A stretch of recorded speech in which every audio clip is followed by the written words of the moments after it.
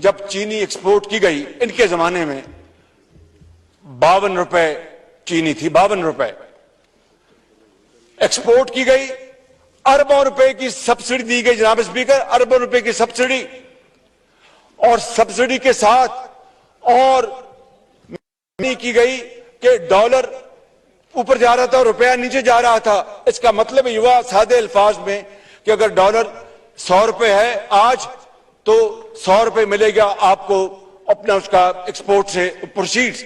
अगर डॉलर बढ़ गया 105 हो गए तो 5 रुपए और आ गए, वो डॉलर भी बढ़ता गया, रुपया भी नीचे जाता गया, सब्सिडी भी लेते रहे, यानी दोनों हाथों से कौम को लूटा गया।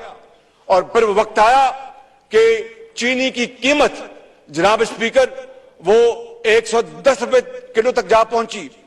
इसी तरीके से गंदम को ले लें, गंदम पहले एक्सपोर्ट की फिर इंपोर्ट की, अरबों डॉलर पाकिस्तान के इस तरह बर्बाद हुए।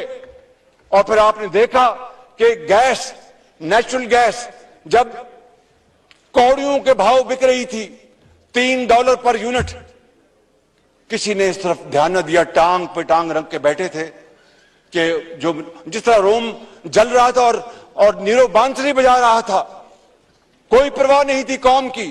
परवाह होती तो $3 फौरन कैच करते और कहते कि जनाब लाएं $3, हम फौरन खरीदे स्पॉट से। और उस वक्त लॉन्ग टर्म एग्रीमेंट भी $5 पे हो सकता था।